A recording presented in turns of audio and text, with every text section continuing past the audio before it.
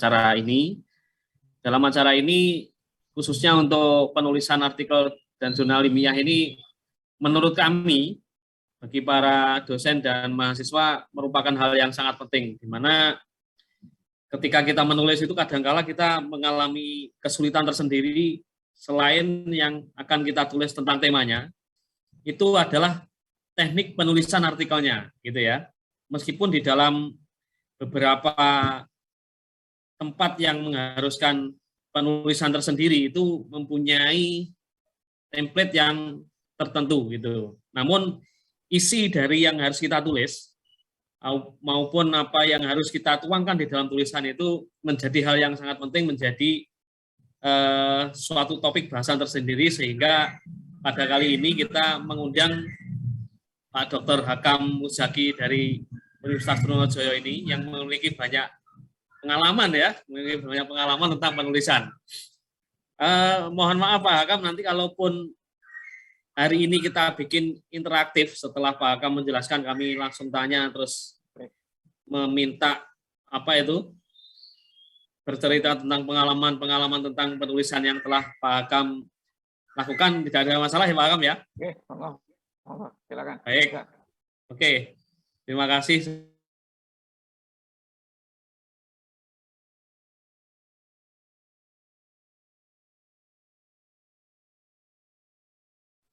Ikuti, jika ada sesuatu hal yang tidak dimengerti atau kurang jelas bisa tanyakan langsung nanti setelah Pak Hakam nanti menjelaskan, atau kalau tidak bisa menampilkan secara visual bisa menuliskan di forum chat, nanti akan saya bantu untuk mempertanyakannya kepada Pak Dr. Hakam. Mungkin itu.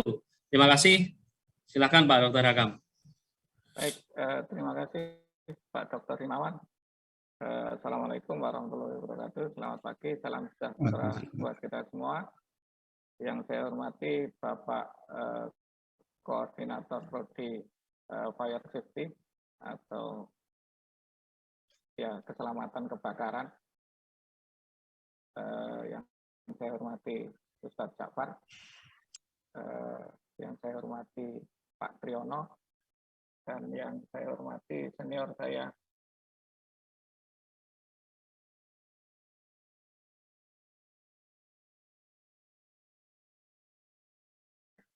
pada dasarnya senior saya lebih hebat ketika menulis artikel jurnal ilmiah ya. Saya cuma diperintahkan beliau untuk mengisi materi ini sehingga saya memaksakan diri untuk siap aja.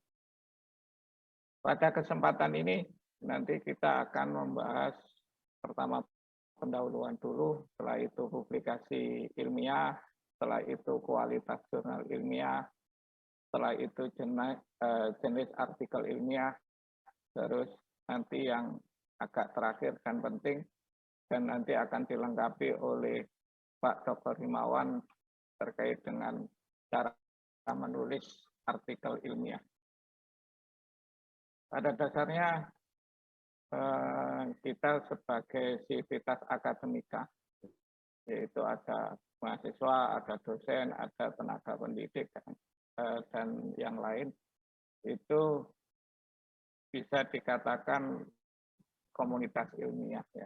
Jadi ketika nanti kita melakukan skripsi atau tugas akhir, di sana kita juga melibatkan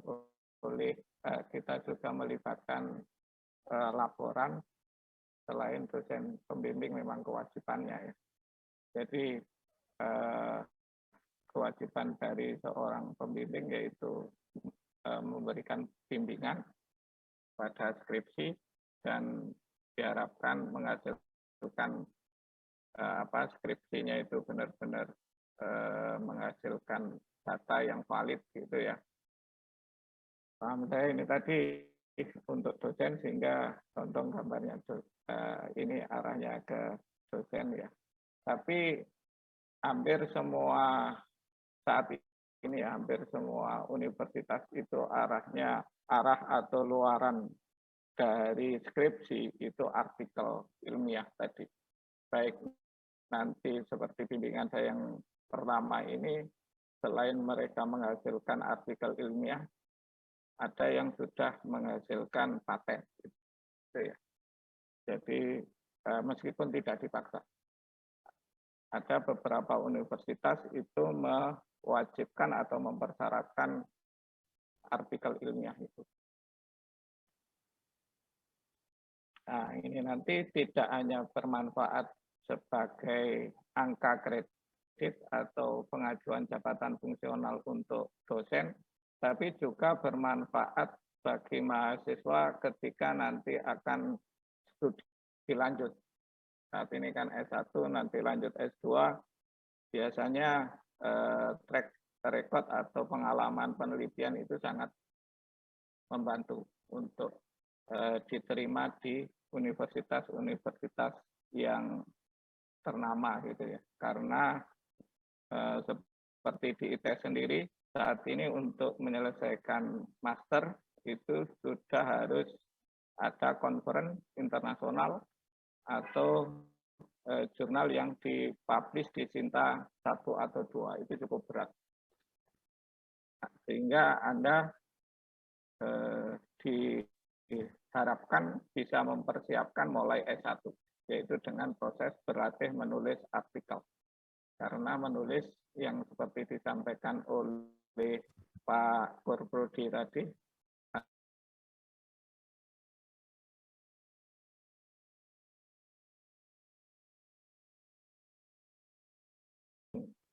mahir gitu ya. Artinya perlu proses berlatih yang cukup panjang. Nah, pada dasarnya kita nanti bisa mencari referensi di beberapa indexing atau di Google gitu ya.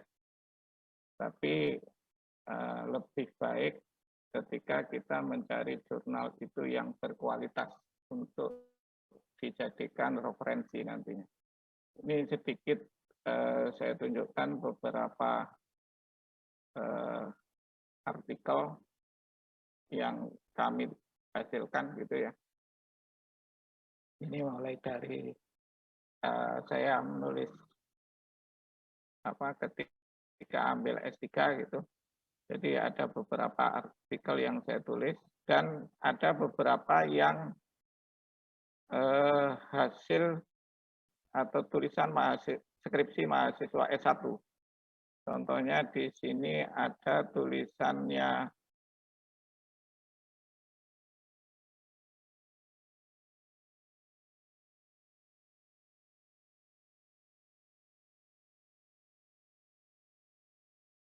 Mas Aswar, terus saya yang memoles gitu. Jadi itu hasil skripsi yang ditulis dalam bentuk artikel oleh anak S2 dan saya yang memfinishing. Ini terpilih di dulu terindeks Scopus, tapi ketika kami publish nggak terindeks.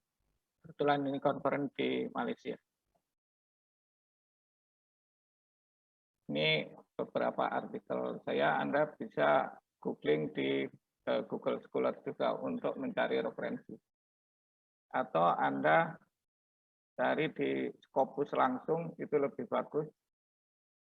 Ya, di sini, ya. Sorry. Di sini juga ada untuk ngecek jurnalnya nanti. Ya, setelah Anda dapat artikelnya, Anda perlu Mohon maaf Pak Akam, diinterupsi sebentar. View-nya belum berubah. Apakah di tempat saya saja atau semua? Oh, sorry. Nah, iya. Ini okay. Baik, sorry, tadi lupa tidak saya geser. Saya ada 3 screen ini, jadi pandangan saya tidak langsung ke kamera, tapi ke screen yang ada di tempat saya. Jadi yang saya sampaikan tadi ini, ya, effect of wing diameter and welding position of micro friction stir spot welding. Ini TA-nya Mas Abdi Mustaqim. Ini TA. Terus ditulis oleh Mas Azwar Ahmad. Mas Azwar Ahmad saat itu masih S2 ya, mahasiswa S2, sekarang lanjut S3, artinya masih di tim yang sama. Dan saya hanya finishing aja. Maaf, belum Pak, belum berubah. Belum kelihatan? Belum.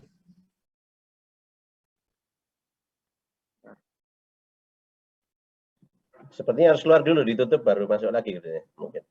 Sudah. Ini. Ya. Ya, ini judul artikel ya, bukan judul skripsi. Dari skripsinya Mas Abdi Mustaqim ini dibuat artikel ditulis dalam bentuk artikel oleh Mas Azwar ini. Nah, biar lebih smooth, ya, biar tulisannya lebih enak dan peluang dipilih publish di jurnal itu lebih besar. Nanti kita bahas lebih lanjut. Itu saya poles, artinya saya yang menulis akhir atau saya yang memperbaiki, saya yang mereview, baru dipublish. Ini jurnal ini dulu terindeks Scopus, International Journal of Engineering and Technology, ini terindeks Scopus dulu. Sekarang sudah tidak terindeks Scopus. Apa Scopus dan sebagainya nanti kita bahas lebih lanjut. Ini sekedar menunjukkan bahwa keterlibatan mahasiswa S1 atau mahasiswa di kampus itu sangat penting ya, terkait dengan nanti luaran-luaran atau capaian yang dihasilkan oleh kampus. Termasuk artikel ini nanti mempengaruhi akreditasi prodi. Dan Anda juga terbantu dengan artikel yang telah Anda publish ketika Anda nanti lanjut S2, seperti yang saya sampaikan tadi ya. Nah, Anda juga bisa melihat di ResearchGate.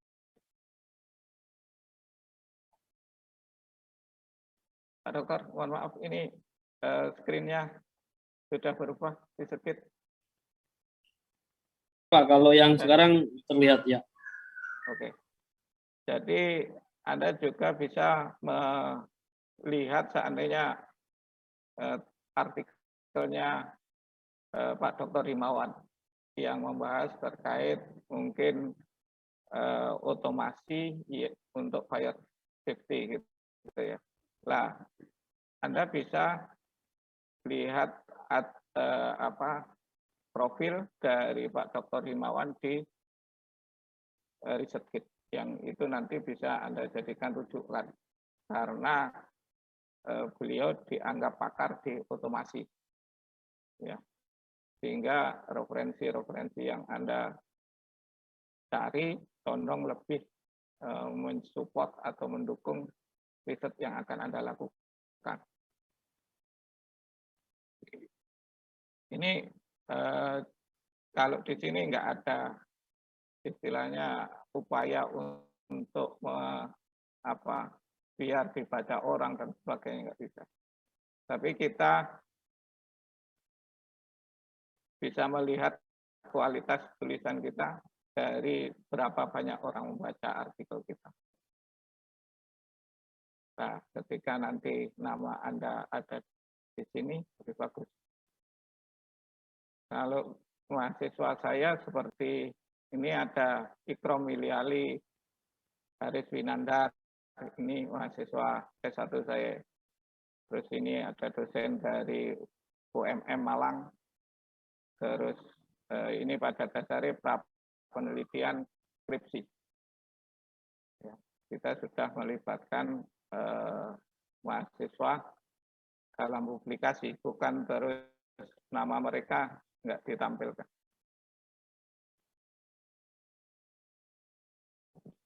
Baik, itu tadi cara mencari atau googling untuk referensi ya. Karena dalam menulis karya ilmiah atau artikel ilmiah, rujukan itu sangat penting. dan mempermudah ketika Anda nanti melakukan atau mengerjakan skripsi. Karena dari artikel-artikel itu banyak pengalaman yang Anda bisa Anda tiru, meskipun bukan di copy paste. Perlu saya ingatkan lagi, jangan sampai copy paste, karena itu sangat dilarang. Ya. Karena itu terlarang. Berikutnya, skripsi Anda diharapkan bisa ditulis dalam bentuk artikel dan dipublikasi dalam seminar ilmiah. Baik itu seminar ilmiah nasional maupun seminar ilmiah internasional. Kalau saya pribadi, tidak semua artikel atau tidak semua laporan skripsi mahasiswa saya ada peluang saya gunakan untuk artikel ilmiah yang dipublikasi. Karena terkait dengan kualitas data yang mereka peroleh. Jadi ketika Anda nanti ambil data, seberapa kompleks itu sangat mempengaruhi chance atau peluang untuk dipublikasi, kalau menurut saya gitu. Karena arahnya nanti ke tadi kapasitasi itu nanti. Seminar berikutnya bisa dipublikasi di seminar internasional yang terindeks Scopus. Baik, di sini yang terindeks Scopus itu proceeding-nya maupun nanti terpilih untuk dipublish di jurnal. Jadi dari conference ini nantinya ada yang terpilih ya dipublikasi di jurnal. Meskipun di proceeding atau di hasil artikel-artikel yang dipresentasikan tadi dipublish di proceeding. Tapi kualitas jurnal lebih bagus daripada proceeding. Artinya apa? Ketika Anda mengambil data lebih kompleks dan ketika Anda menyusun critical review lebih rigid, ya, lebih meruncing, dan Anda bisa men-state novelty, itu nanti akan mempermudah artikel Anda terpilih menjadi publish di jurnal. Ada pertanyaan? Apa novelty, apa ini, mungkin nanti ya akan kita bahas nanti. Tapi Anda sudah seharusnya mulai sekarang sudah berlatih ke sana. Sehingga ketika Anda skripsi, Anda sudah terbiasa baca artikel, membuat critical review, menyatakan penelitian atau skripsi saya ini beda dengan yang lain. Itu nanti ya, kita bahas lagi selanjutnya. Berikutnya jurnal ilmiah nasional. Nah, jurnal ilmiah nasional ini kalau di Indonesia ada yang terindeks Sinta. Terindeks Sinta 1 sampai 6 ya. Kalau nggak salah 1 sampai 5 atau 1 sampai 6. Karena setelah saya pulang sekolah, saya jarang sudah tidak terpikirkan publikasi jurnal nasional. Saya condong sama-sama berarti mending jurnal internasional. Berikutnya jurnal internasional yang bereputasi. Nah, bereputasi ini cukup berat. Artinya juga cukup nggak jelas. Nanti kita bahas bagaimana artikel itu berkualitas. Ini nanti tergantung pembimbing skripsi Anda seberapa jeli mereka mengarahkan Anda untuk ambil data. Karena perlu jam terbang juga. Kalau ada pertanyaan langsung, monggo, silakan. Kita diskusi santai aja. Silakan kalau ada pertanyaan, rekan-rekan dan adik-adik semuanya. Nggak ada, sambil saya lanjutkan ya, sambil nunggu pertanyaan. Berikutnya kualitas dari jurnal ilmiah itu. Nah, jurnal ilmiah atau yang bereputasi tadi pada dasarnya kualitasnya didasarkan pada indeksingnya. Indeksingnya ini yang mengindeks jurnal itu. Ada yang kalau kita di Indonesia lebih familiar dengan Scopus. Scopus. Nanti Scopus itu kualitasnya mulai dari Q1 sampai Q4. Nah, Q1 sampai Q4 ini nanti ada grade lagi, ada prestis yang berbeda, atau ada tingkatan yang lebih membanggakan lagi. Anda punya referensi tertentu. Bentar ya.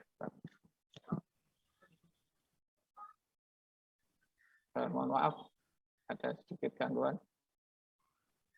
Jadi Scopus ini ada Q1 sampai Q4, tapi nanti kita juga melihat atau memperhatikan publisher-nya. Publisher-nya itu ada yang banyak di Scopus itu Elsevier. Terus ada Springer. Atau terkait dengan scope atau bahasan dari jurnal itu.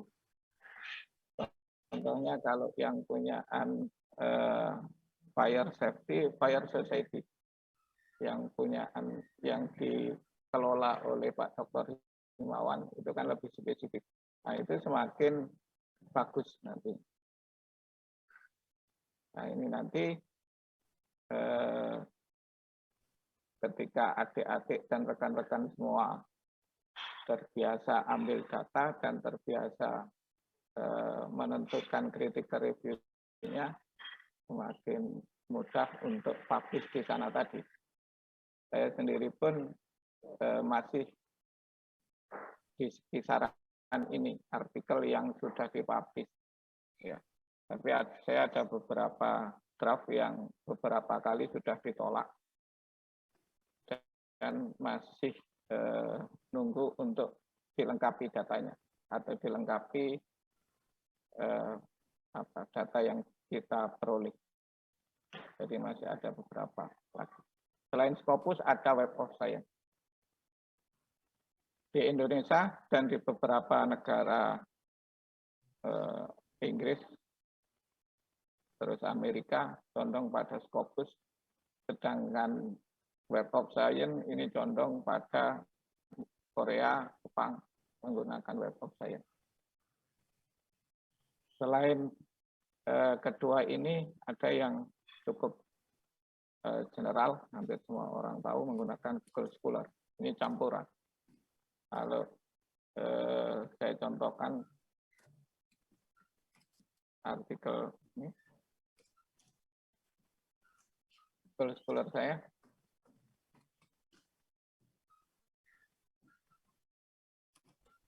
Ini ada yang bahasa Indonesia.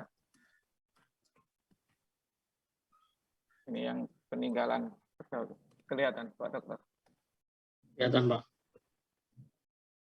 Jadi bahkan di sini ada ergonomi. Jadi Anda cerita ergonomi itu, saya dulu pernah cerita ergonomi juga, tapi dulu. Ini ada perancangan sistem pengecoran. Ini Mas dulu TA-nya mahasiswa S1 teknik industri kalau enggak salah. Terus ini ada ergonomi, ya, perancangan fasilitas. Artinya kalau yang kualitas tinggi tadi nggak bisa, ya paling tidak yang terindeks Scopus. Itu akan membantu Anda dan dosen pembimbing Anda untuk memperbaiki profil di Google Scholar. Jadi ada citasi, terus indeks mereka. Jadi nanti harapannya skripsi Anda bisa ditulis di jurnal dan di indeks di beberapa indexing tadi. Jadi ketika Anda mau daftar S2, beberapa akan sting itu, lihat nama Anda pernah menghasilkan artikel atau enggak. Pada dasarnya untuk indexing ini cukup banyak. Seperti jurnal yang saya tunjukkan terakhir tadi, dulu terindeks Scopus, sekarang tidak. Bahkan Google Scholar pun tidak terindeks, tapi masih terindeks di EBSCO. Nah, itu kita tidak begitu familiar dengan EBSCO ya. Tapi ada beberapa negara yang masih menggunakan EBSCO atau menganggap EBSCO yang diindeks di EBSCO itu bagus gitu ya. Termasuk Web of Science ini juga beberapa orang condong ke Web of Science daripada Scopus karena jurnal yang high impact itu banyak yang diindeks di Web of Science. Nah, bagaimana kita mencari atau menelusuri itu terindeks Scopus atau tidak, masih terindeks atau tidak? Karena ketika nanti Anda diminta pembimbing untuk menulis, harapannya kan artikel Anda ini mempunyai keberlanjutan ya, disitasi orang dan sebagainya. Ini saya tunjukkan bagaimana kita menggunakan, pertama kita telusuri pakai skema GoCR.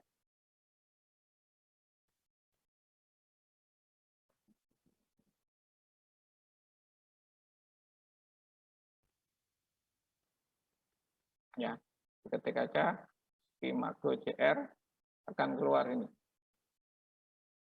Ini tinggal klik. Nanti dituliskan nama jurnalnya atau ISSN-nya. Nah, nantinya ini ya, Material Science and Engineering.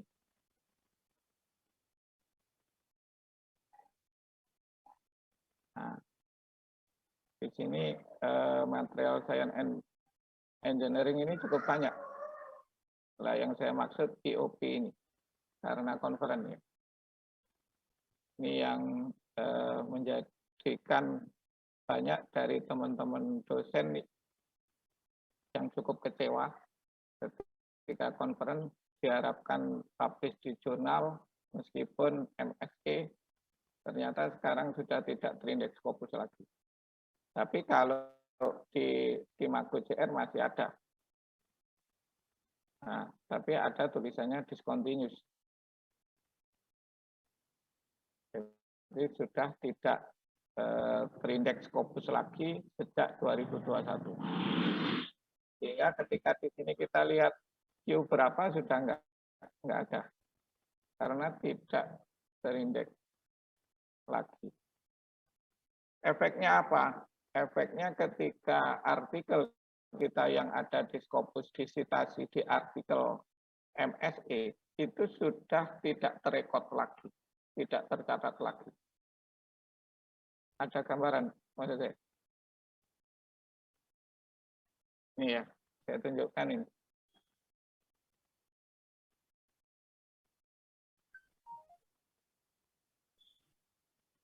Jadi ini indexingnya. Indexingnya itu Scopus tadi ya. Kita lihat di sini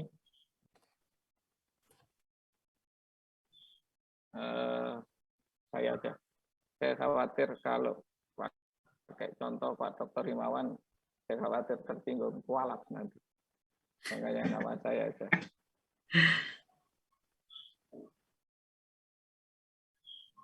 Iya. Ini kalau sudah tidak terindeks di Scopus akan berpengaruh pada capaian kita.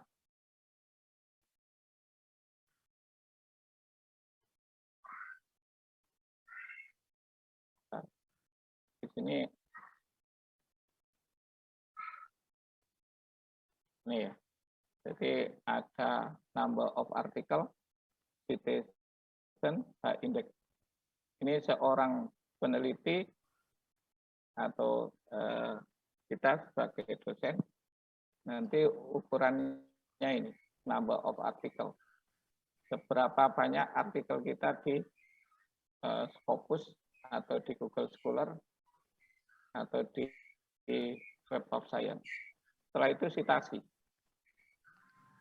Citasi ini akan mempengaruhi indeks. Apa citasi itu? Citasi itu dikutip. Jadi artikel kita dikutip oleh orang lain. Ya, ketika artikel kita ini dikutip oleh orang lain dan dibuat artikel, ya, artikelnya dipublish di MSE tadi, tidak terekod, tidak tercatat. Jadi nggak ada citasinya di sini, nggak tambah. Karena apa? Karena sudah tidak terindeks Scopus lagi. Beda kalau artikelnya MSE tadi masih terindeks Scopus. Anda publish di MSE, artikel saya yang Anda citasi, maka Anda publish di jurnal yang masih terindeks Scopus akan berpengaruh ke sini. Nilainya akan berubah. Jumlah yang mensitasi akan bertambah. Meskipun beberapa dari sini Anda self-citation nggak apa-apa. Artinya mensitasi diri sendiri. Seandainya gini, Anda diminta oleh pembimbing, Anda ada pengujian uji tarik contohnya gitu. Nggak tahu Anda dapat mata kuliah material teknik atau enggak? Ada mata kuliah material teknik, Pak Dokter.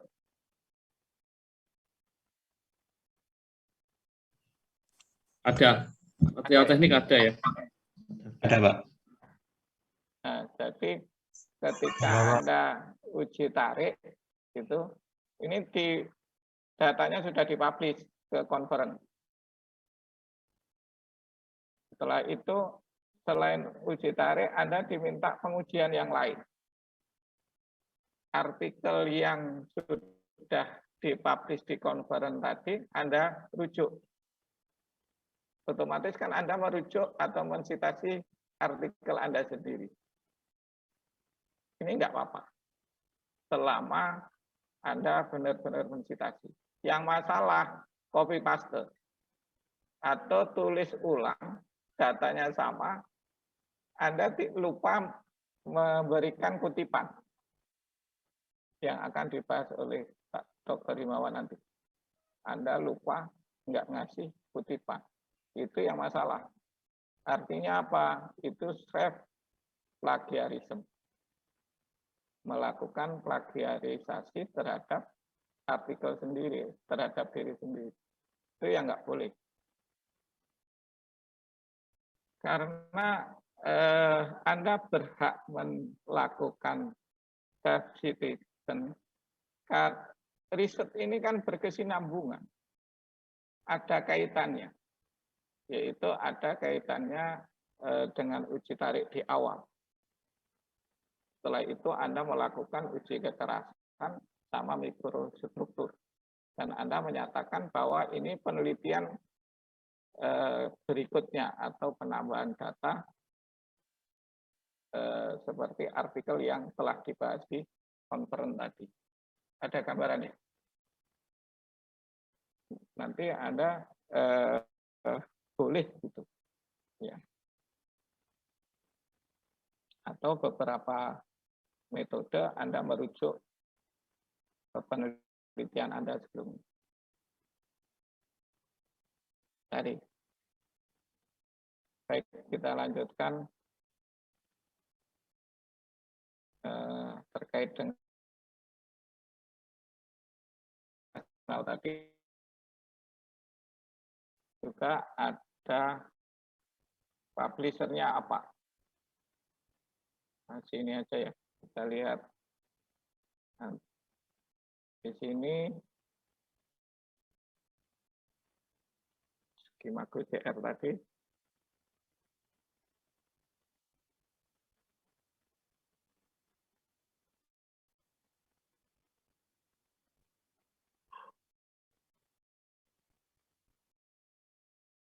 Ini ATE ya. Kita lihat ATE. Plate Thermal Engineering. Anda mungkin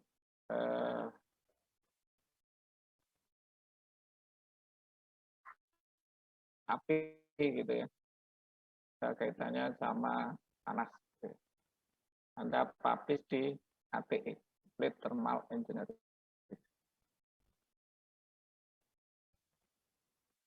Nih, publishernya ini, Elsevier. Ini dianggap terbaik di bidang ini.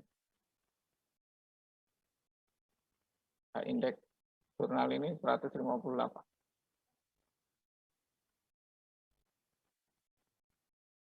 Dia Q1 mulai dari 1999. Kalau ini digunakan untuk angka kredit atau jabatan fungsional, ini seharusnya nilai mutlak 40. Tapi kalau ini dinilai enggak 40, itu perlu dipertanyakan. Ini seharusnya 40, terbaik. Anda publish ke sini, kalau TA-nya anak S1 ya luar biasa. Tapi perlu diingat, ada mahasiswa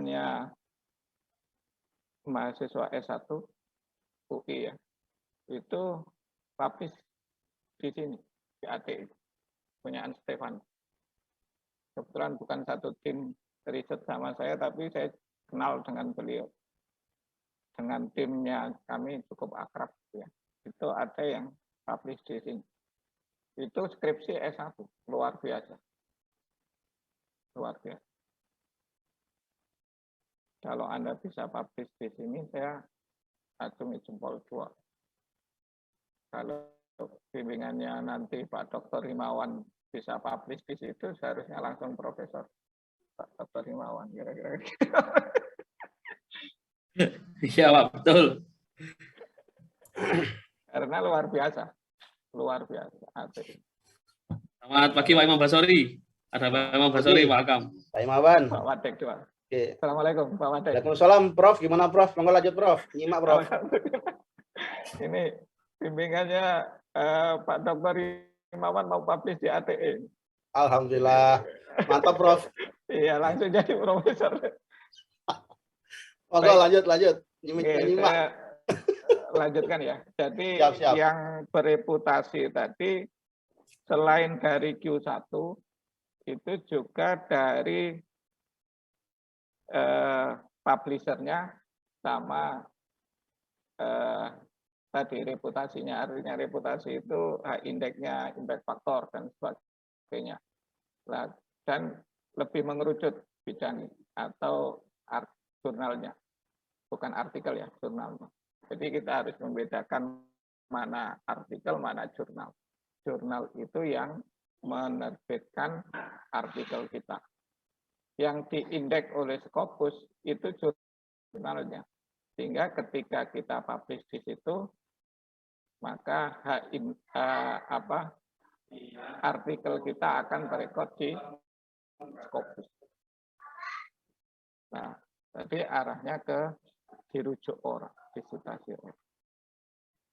Nah, kalau kita ragu, seandainya disuruh Anda diminta untuk cari conference yang terindeks Scopus ya, Anda bisa menelusuri apakah nanti jurnal yang ditawarkan atau proceeding yang ditawarkan itu terindeks Scopus atau tidak. Selain dari skema GoJR, Anda juga bisa melihat di Scopusnya langsung. Dengan ketik aja Scopus gitu ya.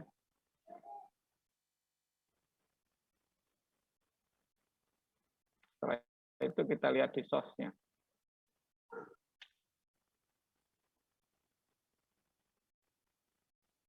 Source ini. Kelihatan ya? Di sampingnya author search itu ada source-nya. Di source ini nanti kita pilih ISSN-nya.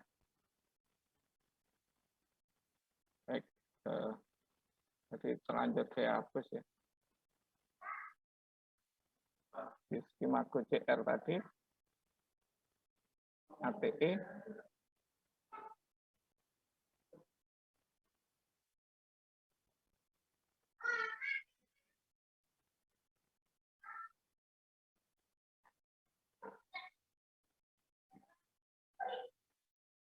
ATE ini ISSN-nya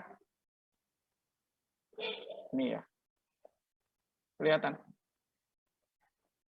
Mbak. Ya. Kelihatan, Pak. ISSN-nya kita copy aja, kita taruh di sini.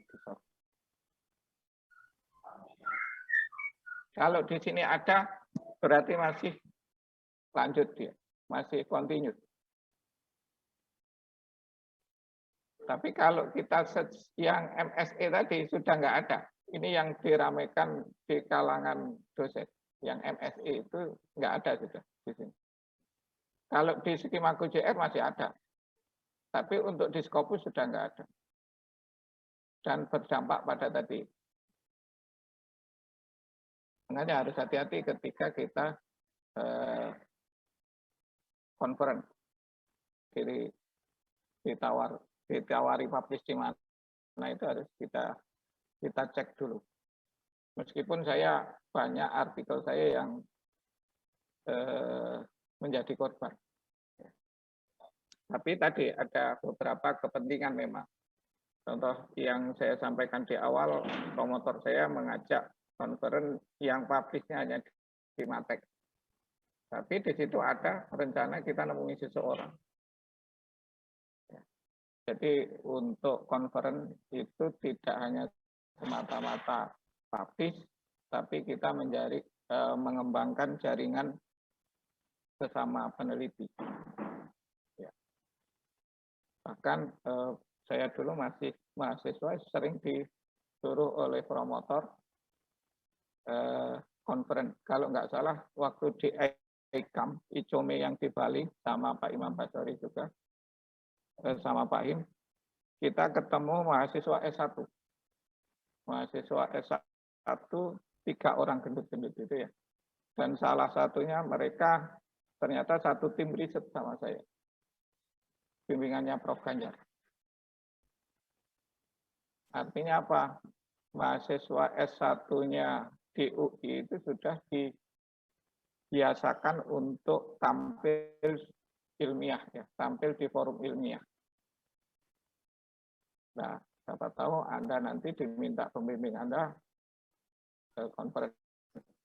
Anda sudah harus siap. Ada pertanyaan? Sebelum saya lanjutkan, adik-adik. Nah, saya yakin dosen-dosennya sudah luar biasa semua. Berikutnya jenis artikel. Jenis artikel ini ada artikel review. Bukan review artikel ya. Bukan critical review. Nah, artikel review Anda mencari artikel, dipelajari, dipetakan, dibuatkan tabel nanti ya. Anda mencari gap penelitian di situ. Tapi kalau artikel review ini memang artikel yang membahas tentang artikel-artikel orang lain dengan topik tertentu. Ya, ada artikel itu. Jadi kalau Anda belajar atau mencari tema riset atau judul skripsi lebih cepat di sini. Ya. Tapi ketika Anda nanti menyusun state of the art, tidak bisa di sini. Anda harus cari jurnal yang di eksperimental sini ketika tema riset Anda eksperimental atau di simulasi ketika Anda skripsinya simulasi. Jadi ada artikel pemodelan matematik dan simulasi. Kalau nggak salah Pak Dr. Imawan dulu di sini ya, sama Pak Dr. Eko. Jadi membuat model dan mensimulasikan proses cutting, ya, proses pembentukan yang CNC. Machining ya. Nah, sini semakin dan ada kaitannya sama optimasi ya kalau nggak salah. Iya. Modelan ini. Nah, kalau saya tingkatan saya cukup sederhana, artikel eksperimental. Ini lebih mudah. Ya, karena kita mendapatkan data itu lebih cepat. Kalau memodelkan ini, mendesain modelnya jadi makanya kalau matematiknya nggak kuat, saran saya jangan ke pemodelan. Apalagi sampai numerik, ya. Itu cukup berat. Makanya kalau kuliah kita cukup lama karena pemodelan itu umum, ya, biasa. Kalau selesai cepat itu yang luar biasa. Seperti Pak Dr. Himawan ini kan hitungannya cepat. Jadi luar biasa. Kalau beda sama eksperimental. Nanti yang kita bahas eksperimental ini. Jadi skripsi itu condong eksperimental aja aman-aman. Kecuali Anda luar biasa. Anda boleh ke pemodelan dengan kemampuan menalar matematik yang cukup. Itu mempermudah Anda mendevelop sebuah model matematik. Karena model matematik ini kan pada dasarnya kehidupan sehari-hari yang dibahasakan ke persamaan. Baik, itu bukan ranah saya. Mungkin ranahnya Pak Dr. Himawan nanti akan dijelaskan lebih detail. Kalau mau skripsi Anda ke sana, boleh menghubungi beliau. Beliau cukup jago. Berikutnya terkait dengan tata tulis artikel ini. Pada dasarnya untuk artikel eksperimental itu umum aja. Artinya tidak jauh dari ini. Yaitu pendahuluan, material dan metode, hasil dan pembahasan, kesimpulan. Cuma ini aja. Tapi mungkin kalau disampaikan sederhana. Tapi kalau dituliskan atau dikerjakan itu perlu jam terbang.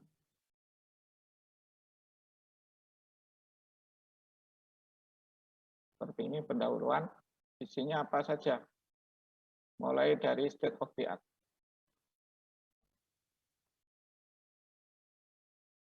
State of the art ini mulai skripsi, tesis, disertasi. Ada. Dan ini sebagai salah satu jaminan skripsi Anda atau tugas akhir Anda bisa diselesaikan dengan tanpa hambatan. Meskipun tetap ada masalah. Artinya lebih jelas. Susunan atau apa saja yang akan Anda kerjakan itu jelas. Karena apa? Karena Anda sudah punya banyak referensi terkait dengan tema penelitian Anda. Oh, orang itu pakai ini, orang ini pakai ini. Saya akan pakai ini untuk masalah ini, saya akan paham maksud saya ini. Dari state of the art ini kita mendapatkan gap-nya. Dan dari gap itu Anda menyatakan ini belum banyak dilakukan orang. Novelty itu keterkinian.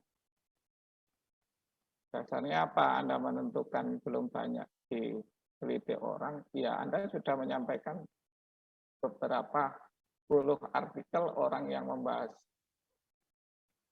tema novelty tadi. Cuma yang Anda kerjakan ini belum dikerjakan lagi. Baru di paragraf terakhir itu juga ada apa yang akan Anda bahas di artikel itu. Seandainya tadi mulai dari uji kekerasan, mikrostruktur. Nah, uji tariknya enggak karena sudah dibahas di artikel sebelumnya. Ini di introduction aja. Nah, gambaran pembahasan untuk introduction ini seperti segitiga yang dibalik, yaitu segitiga sama kaki yang dibalik. Artinya apa? Pertama, umum semua. Semakin mengerucut, semakin membahas tiga ini. Ada dasarnya pada tiga ini. State of the art, novelty, book. Berikutnya, material dan metode. Mulai dari bahan dan peralatan yang Anda gunakan. Ya. Di sana nanti ada spesifikasi bahan, ada komposisi yang Pak Dr. Imam Basari sering lakukan ini ya. Termasuk merek yang digunakan dari alat yang hebat tadi. Masih ingat Pak Dokter ya? Pak Dr. Imam Basari ketika Prof. Bondan beli alat itu. Siap, ingat. Dari mikroskop yang 900 juta. Ya, betul. Nah, artinya untuk mikroskop aja harganya 900 juta sampai 1 M. Itu hampir sama dengan mendekati SEM sedikit lah. Ya. Tapi kenapa kok beli seperti itu? Karena nanti ketika dipublish itu kelihatan keren. Artinya data yang kita peroleh itu cukup valid. Alat yang kita gunakan cukup presisi. Makanya kita state di material ini, di material. Setelah itu baru metode. Metode ini seperti umum ya. Nanti uji tariknya seperti apa, uji kekerasannya seperti apa, mikrostrukturnya seperti apa. Anda tuliskan di metode.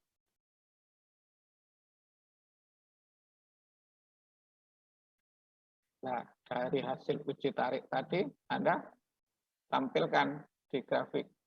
Mungkin kapan-kapan bisa dilengkapi oleh Pak Dr. Himawan terkait origin.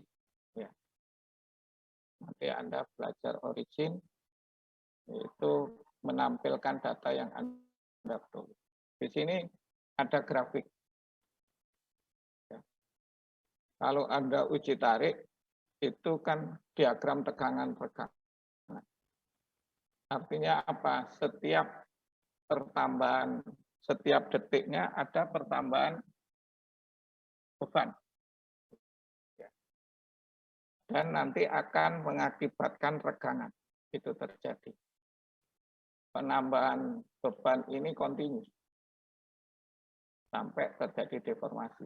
Sehingga kita tampilkan dengan grafik. Itu lebih bagus. Sekali lagi bukan dari hasil uji tarik yang di komputer itu. Anda bisa ngambil rekodnya yang berbentuk Excel, Anda olah sendiri, pakai origin atau pakai apa. Akan kelihatan lebih smooth hasilnya nanti. Lebih enak dilihat, lebih mudah dibandingkan. Setelah grafik, Anda juga bisa menggunakan diagram. Artinya ketika ditampilkan grafik lebih baik, ya grafik aja. Kenapa kok grafik? Kita melihat perubahan data atau perubahan yang terjadi.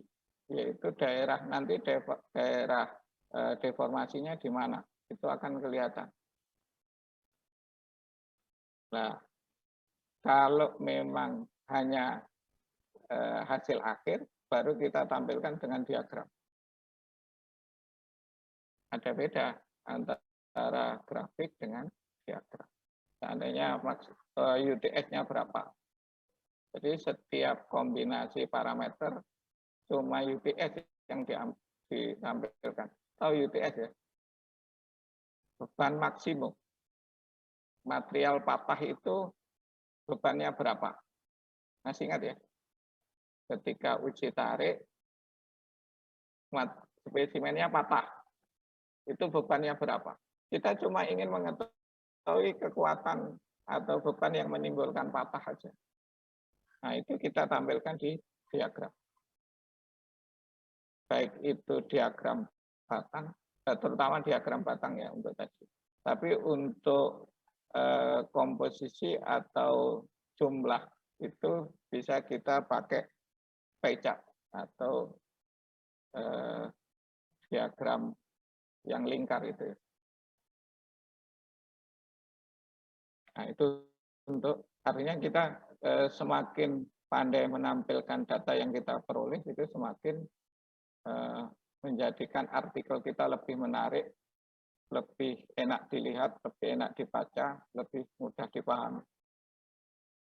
Berikutnya tabel ya. Setelah diagram tabel.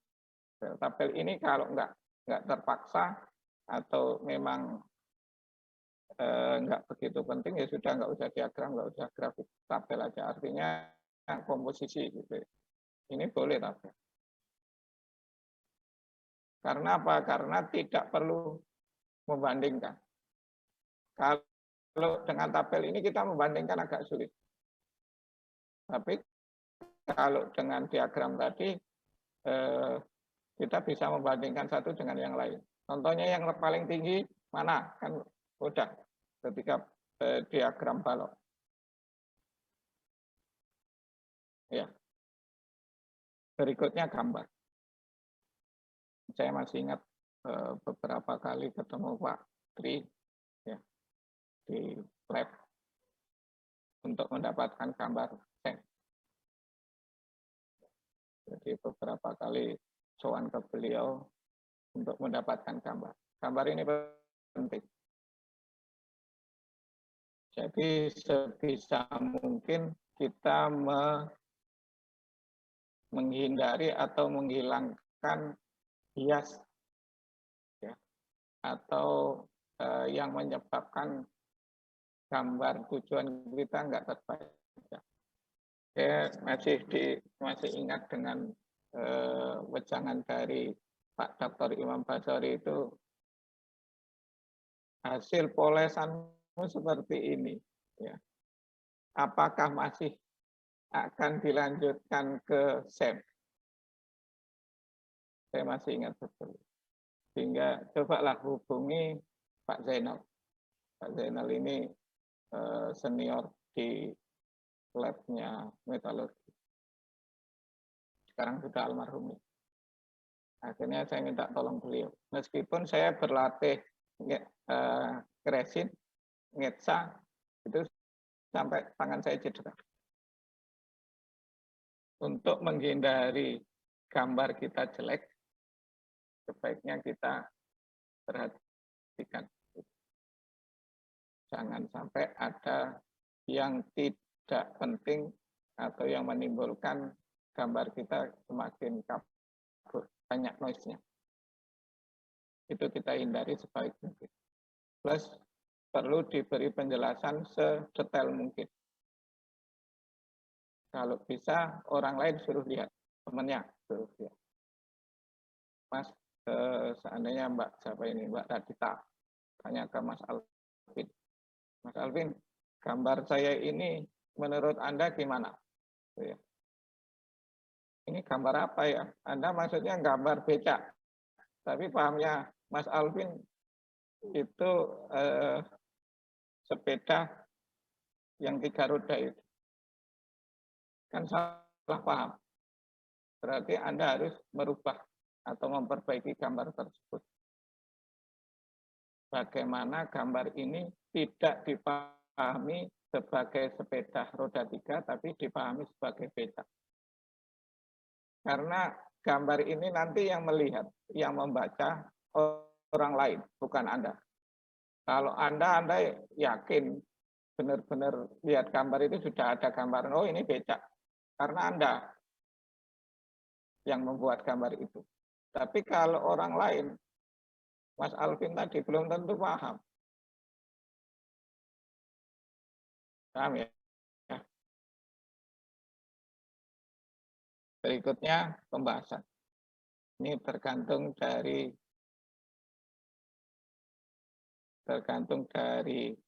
kita publish ke jurnal, ke artikel, nanti artikel ini dipublish di mana. Ya. Kita publish di conference atau publish di jurnal. Kalau publishnya di conference, ya, itu cukup dengan kita menjelaskan hasil yang kita dapat. Tapi kalau di jurnal nggak cukup. Harus ada teori yang mendukung itu. Seandainya ada patah kertas, Anda menstate ya dari uji tarik tadi ternyata langsung patah gitu aja ya, tanpa ada daerah deformasi elastis maupun deformasi plastis, langsung patah. Itu kan patah kertas. Anda memberikan penjelasan bahwa di situ sifatnya sangat keras. Dibuktikan dengan kekerasan di belakangnya. Ada data uji tarik, patah kertas, yang cerita ini jurnal yang terdahulu, dan Anda punya data tambahan, yaitu kekerasan. Dan memang kekerasannya melebihi material induk ketika pengelasan. Artinya patahnya di daerah pengelasan, karena brittle tadi. Nah, kalau di jurnal yang lebih bagus lagi ada komparasi atau pembanding dari artikelnya orang. Kita setuju atau tidak. Mungkin seperti itu penyampaian saya. Sementara ini kalau nanti ada pertanyaan atau terlalu jauh apa yang saya sampaikan, saya khawatir aja. Karena pemahaman saya untuk dosen ya, artinya ngobrolnya bisa nyambung. Karena untuk mahasiswa ya sudah saya rubah ke cara saya nyampaikan ke mahasiswa. Terima kasih Pak Moderator. Baik, terima kasih Pak Hakam.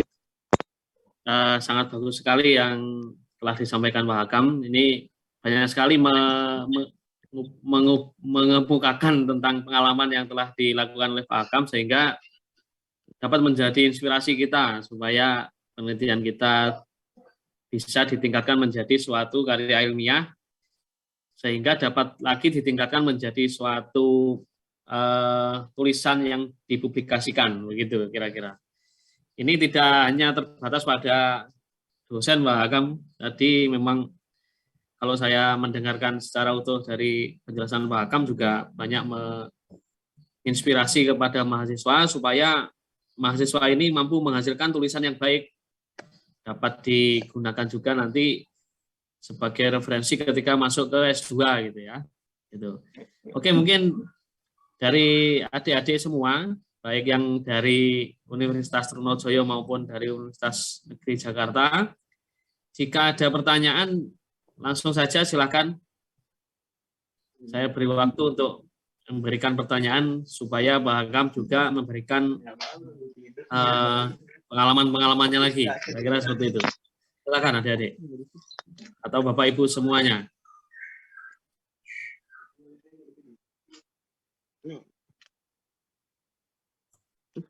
Saya dulu Pak Imawan, nanya sama Prof ini. Baik, Pak Imam. Silakan Pak Imam. Baik, terima kasih Pak Hakam sudah berkenan untuk memberikan sharing ilmu ke kita semua ya. Ini banyak ada di mahasiswa dan saya lihat ada beberapa dosen Pak Hakam, bukan hanya mahasiswa. Pak Hakam, saya mau menanyakan saja sebenarnya. Selama ini kan bagi beberapa dosen ya, yang mungkin terkendala untuk pengambilan data di lab ya, itu sebenarnya kan bisa melakukan publikasi, yaitu menggunakan yang tipe artikel review ya Pak Hakam ya. Nah, itu terakhir kan saya tahu ya dari Pak Hakam itu kan sudah membuat artikel review yang panjang sekali itu ya. Mungkin bisa sharing ilmunya Pak Hakam bagaimana strateginya untuk membuat sebuah paper review. Karena paper review kan ini kelebihannya adalah kita nggak perlu nge-lab ya, nggak perlu macam-macam.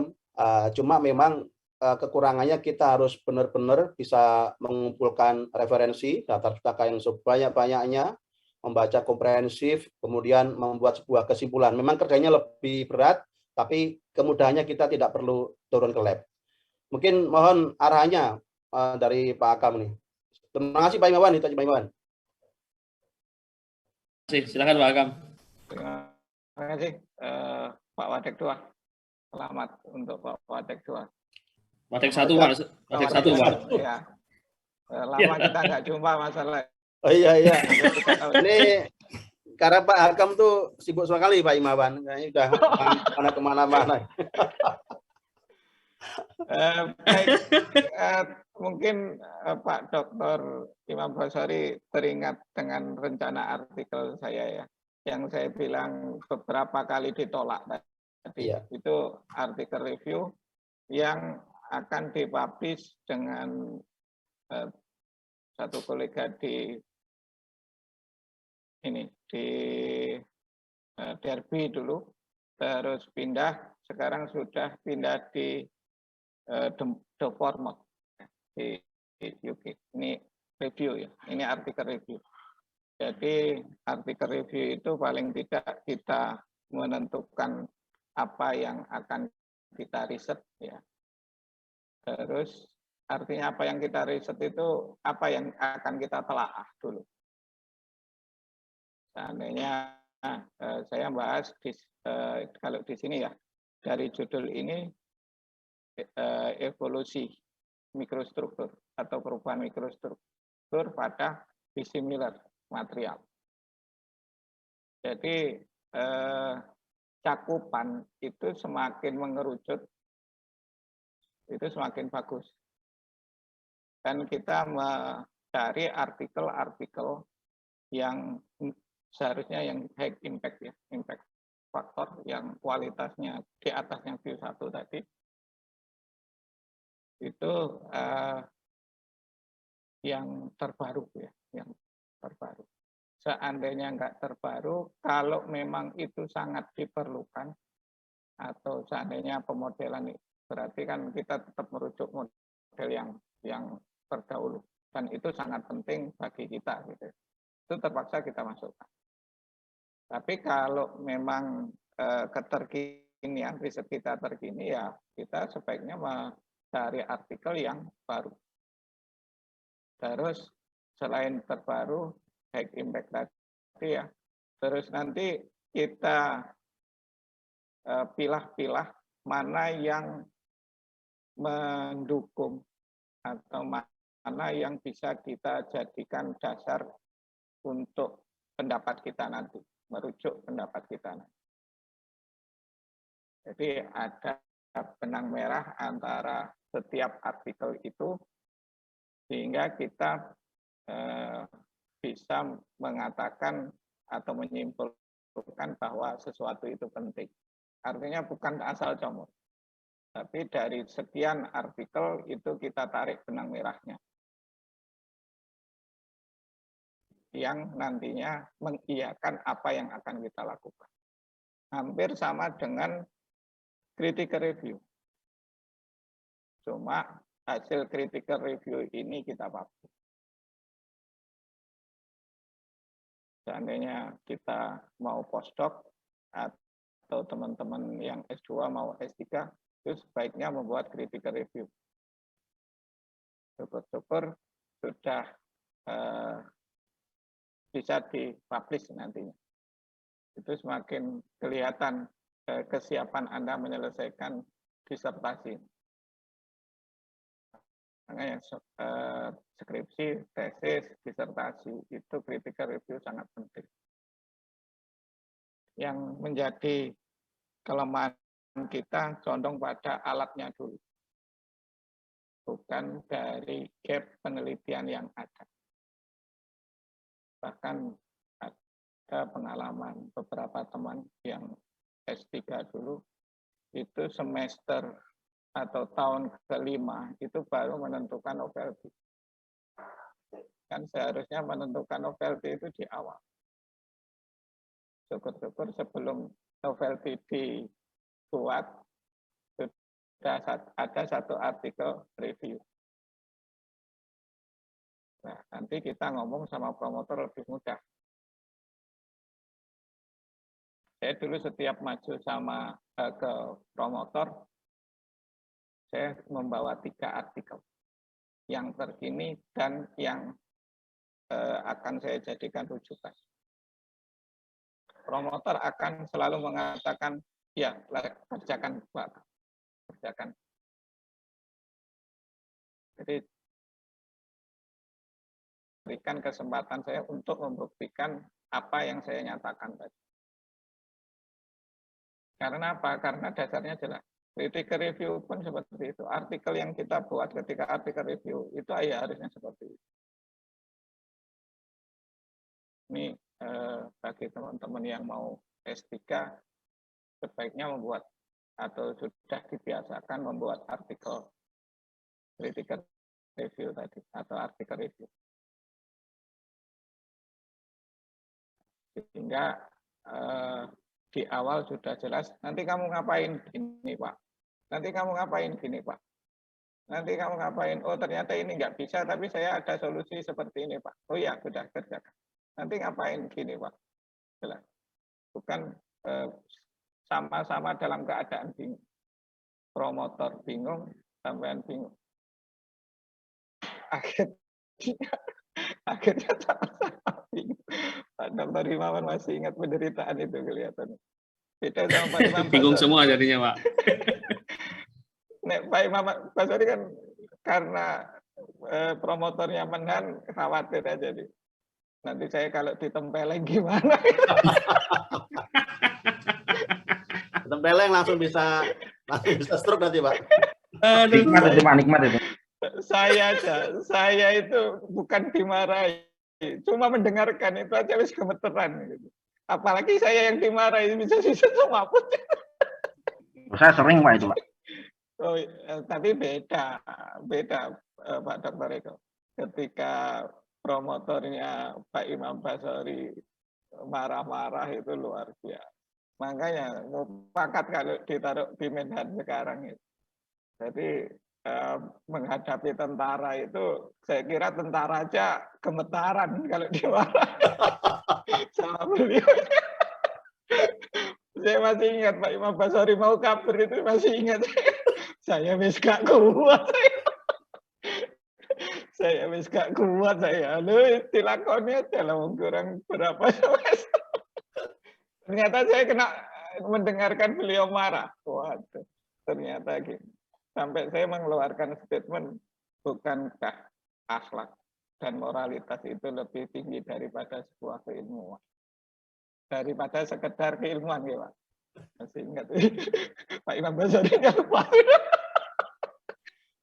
Saking gedeknya awak, gemeter setelah mendengarkan orang marah-marah itu gemeter saya. Langsung keluar Pak ya, nggak tahan ya.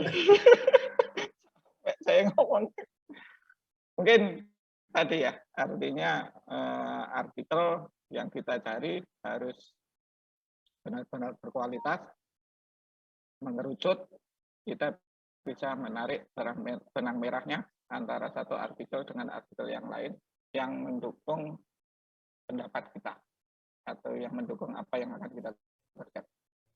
Baik, monggo, terima kasih. Pak Imawan bisa sambung Pak Imawan? Sambung Pak. Oke, baik Pak Akam nih, mau ada Pak Akam nih ya. Jarang-jarang bertemu Pak Akam nih. Pak Akam, menurut saya gini Pak Akam. Kalau misalnya kita papernya adalah paper riset ya, kalau kita submit kemudian ada hasil review, kemudian kita suruh merevisi dan lain-lain, itu kan kita udah tahu ya. Cuma yang saya belum bisa membayangkan itu ya, seandainya kita submit yang dia paper kritikal ya, kritikal atau review seperti itu, saya belum punya gambaran. Ketika kita submit ya, itu apa ya catatan dari reviewer itu yang harus direvisi. Kalau misalnya hasil riset data kan mungkin data Anda trennya kurang bagus dan lain-lain. Yang saya belum punya gambaran itu ketika kita mensubmit sebuah paper review ya atau critical review seperti itu catatan dari reviewer itu seperti apa modelnya. Barangkali Pak Akam sudah sempat submit terus mendapat tanggapan dari reviewer, mendapat catatan-catatan begitu, bisa sharing Pak Akam. Monggo Pak Akam. Terima kasih Pak Imawan. Ya. Monggo lanjut Pak Akam. Baik, terkait pengalaman aja. Saya kira komennya cukup manis ya. Meskipun tak semanis marah. Jadi Anda tidak pantas sebagai, Anda belum pantas menjadi penulis artikel review. Itu komentarnya. Iya. Terus saya sempat ngobrol ke dokter, ya. Dokter, Prof, ada komen seperti ini, biasa aja. Memangnya dia tahu siapa kita? Yaitu untuk mempermudah pekerjaan mereka aja. Jadi Anda belum pantas gitu aja.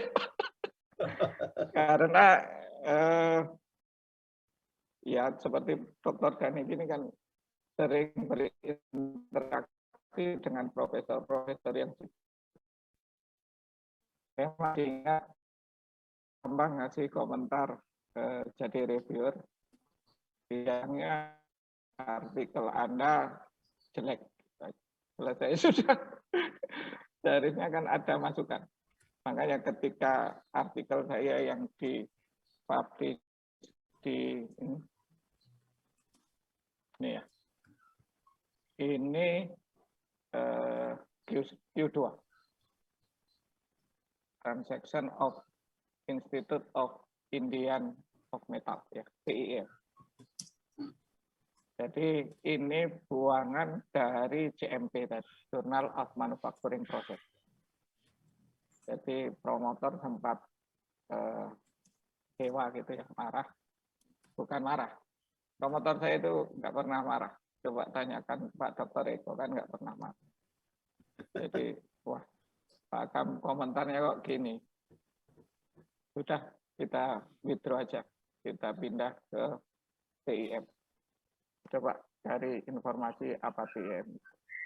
Akhirnya kita publish di sini.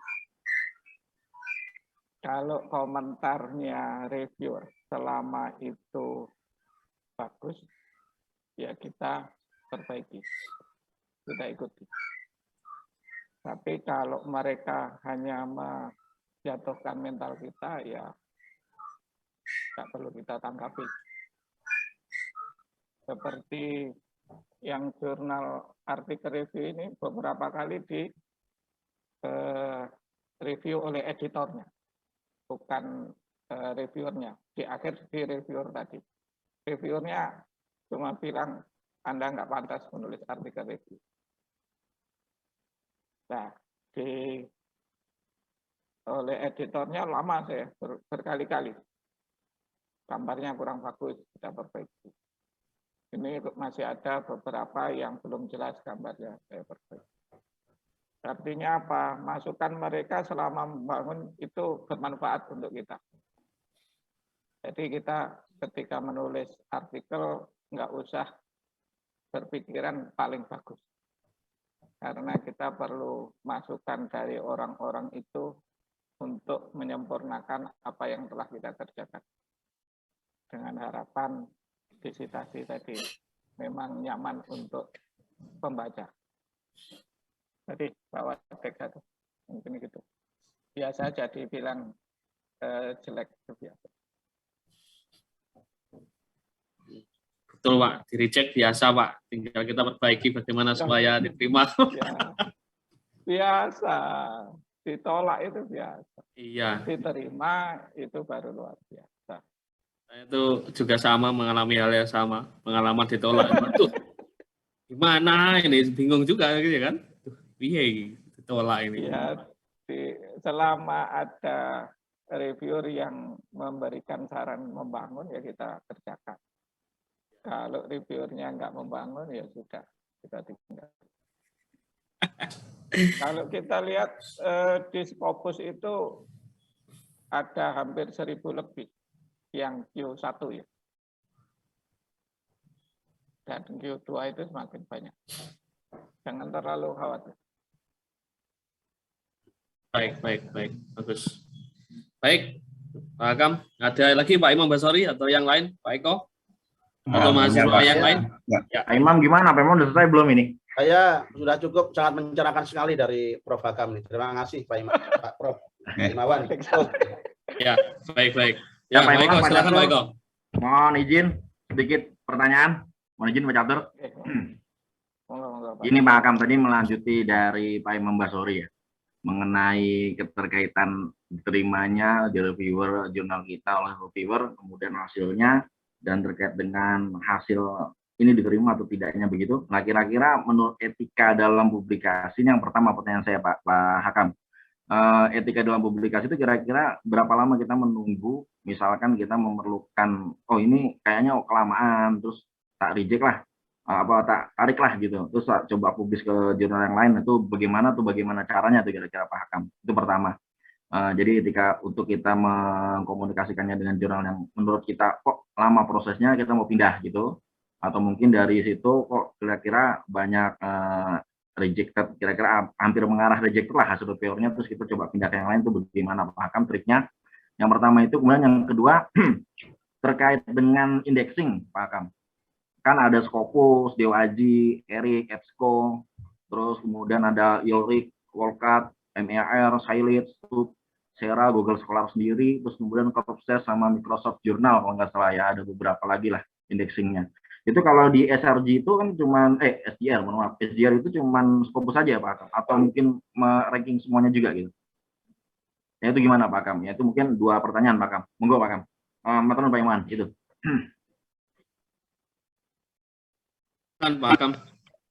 Baik, yang pertama tadi terkait terlalu lamanya respon editor ya, atau jurnal ya.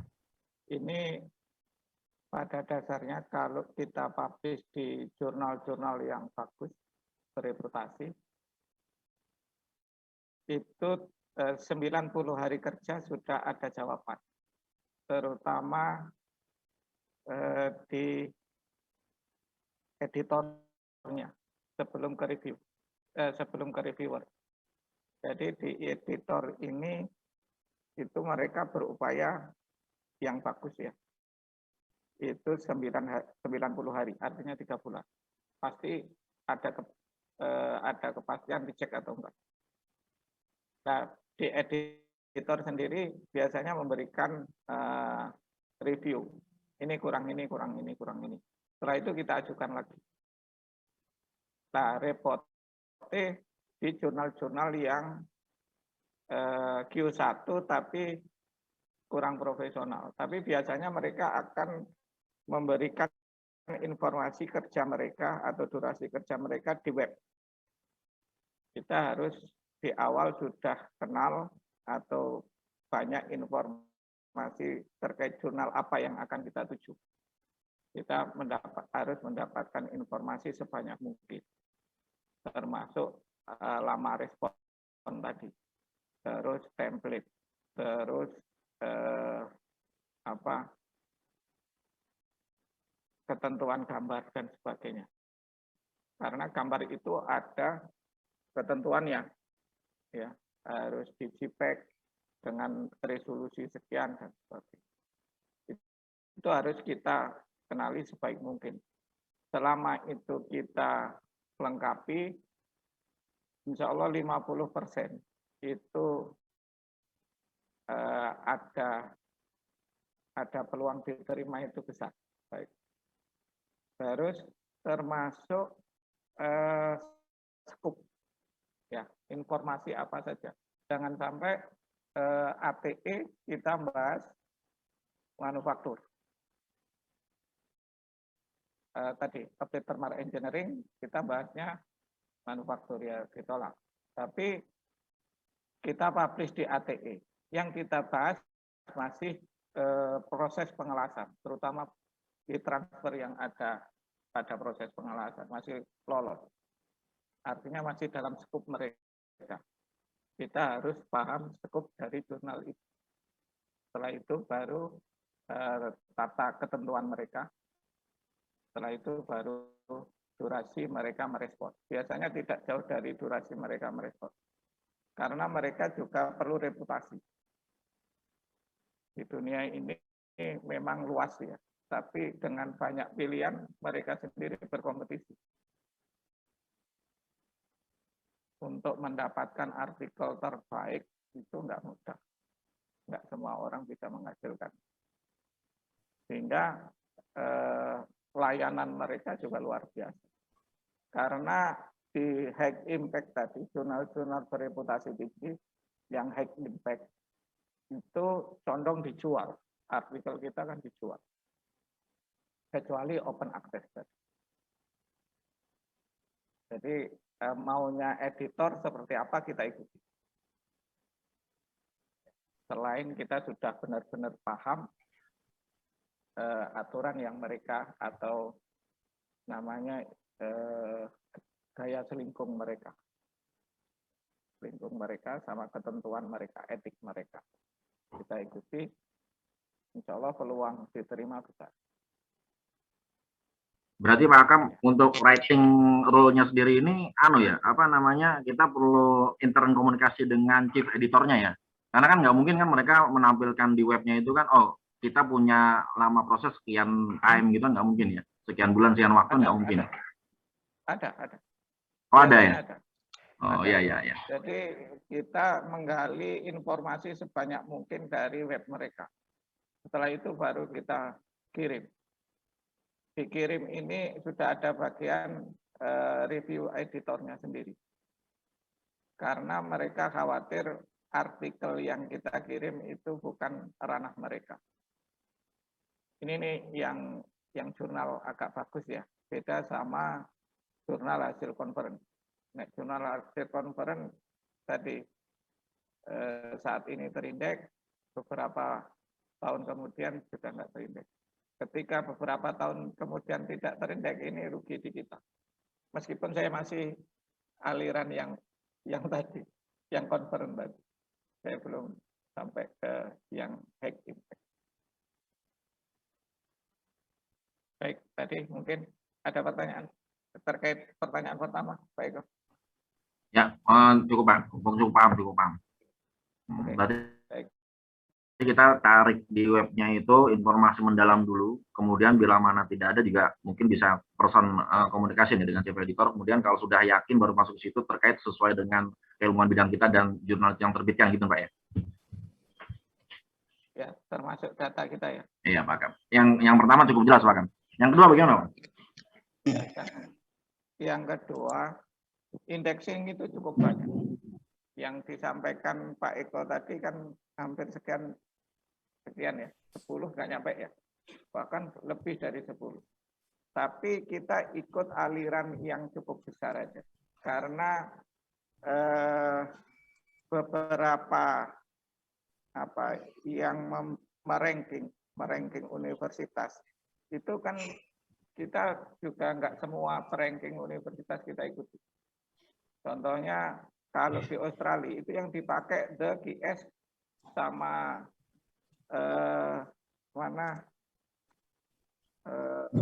Cina sana ada ranking di Universitas Shanghai, University Ranking. Jadi QS Square Ranking itu, QS Ranking, terus ada Wibometric Ranking. Itu Wibo saya nggak sepakat, nggak begitu tertarik ya, karena condong pada pengunjung web. Meskipun sekarang juga dimasukkan citasi dan sistem pembelajaran, tapi yang umum dipakai QS sama Australia sampai ditambah sampai. Nah, perankingan juga demikian. Kalau memungkinkan Scopus, ya Scopus saja. Tapi kalau terpaksa di Web of Science ya nggak masalah. Kalau memang itu artikel dari skripsinya mahasiswa, terpaksa di publish di jurnal nasional, ya yang terindeks Scopus. Yang terindeks di Google Scholar. Jadi itu akan mempengaruhi profil kita di Google Scholar. Penting juga itu. Ya. Kalau bisa di dua tadi, tapi jangan lupa Google Scholar. Kalau kita pengelola jurnal pun ya sebaiknya dirankingkan di Google Scholar. Itu lebih bagus, akan membantu nanti ketika akreditasi dan research study dari artikel. Oke. Kira-kira gitu Pak Eko. Betul. Ya, matur nuwun Pak Akam. Jadi kan bisa dimengerti oleh teman-teman kita yang menyaksikan juga nih, kalayak umumnya. Jadi dua tadi yang kira-kira lebih prioritas antara Scholar sama Scopus ya Pak Akam ya. Baik, matur nuwun Pak Akam. Ya, Pak Imawan. Bisa Scopus dan tadi ya, kalau nggak bisa Scopus sama Web of Science, ya jangan lupa Google Scholar. Oh, Scopus, Web Science, and Google Scholar. Ada beberapa artikel saya nggak di Google Scholar ada. Padahal menurut saya juga cukup lumayan. Ya, itu. Yang sama Pak Suarsono itu kan menurut saya juga bagus. Tapi nggak diinjek di kedua tadi. Bahkan di Google Scholar pun juga enggak. Tapi di ResearchGate ada. Dan di ResearchGate ini menjadikan Prof. Menelusuri bahwa saya sama Pak War itu satu peneliti atau satu tim peneliti. Itu penting. Yang saya tunjukkan di awal tadi, ada Prof. Awalnya Prof. nggak mau memfollow saya. Awalnya nggak mau. Setelah ada artikel itu, akhirnya di-follow. Oke. Gitu. Sip. Oke, Pak Akam, matur nuwun. Pak Imawan, matur nuwun. Baik, Pak Eko, terima kasih banyak. Bagus sekali sharing ilmunya. Mungkin satu atau dua dari mahasiswa yang mau bertanyakan tentang penulisan. Ya, baik, silakan Pak. Oke, terima kasih kesempatannya. Oke, yang saya tanyakan adalah gini, kan tadi banyak contoh-contoh nih Pak, jurnal-jurnal yang menarik gitu ya. Tapi mungkin untuk level S1 itu kadang kalau saya ngobrol dengan mahasiswa itu Pak, ini saya bisa enggak ya buat kayak gini. Pertama itu. Jadi kan mereka itu kalau saya lihat di sini itu ada yang masih mahasiswa baru, jadi masih 1 tahun, kemudian ada yang tingkat 2, tingkat 3, mungkin yang tingkat 4 udah agak padang lah jalannya gitu, jadi udah punya bayangan.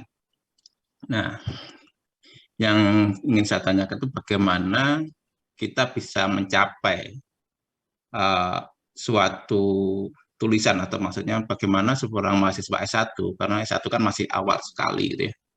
Kalau S2, S3 mungkin sudahlah, nggak usah diceritain, udah ngerti dia.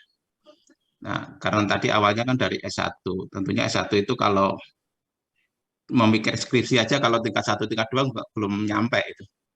Nah, tentunya kita tidak bisa, maksudnya kita akan mendorong mahasiswa itu dari awal sudah mempunyai bayangan, gitu ya. Kira-kira nanti apa yang dia akan buat dengan karya ilmiah mereka. Gitu. Jadi bagaimana seorang mahasiswa yang levelnya masih S1 itu bisa mempunyai ide atau gambaran tentang apa yang akan ditulis mereka. Itu mungkin ada tip atau triknya, gitu lah, kira-kira seperti itu.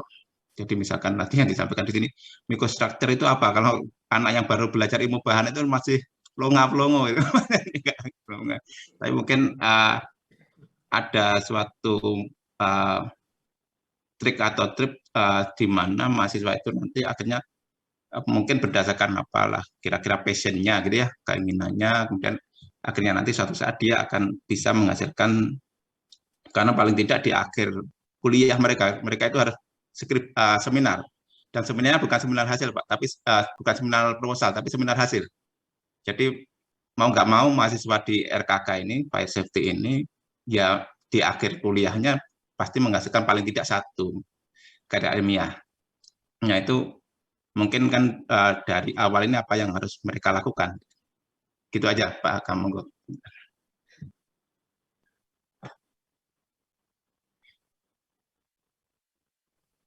Baik, silakan Pak Akam. kasih Pak Korprodi. Memang di awal tadi di waktu pembukaan Pak Korprodi mengingatkan terkait keahlian, gitu.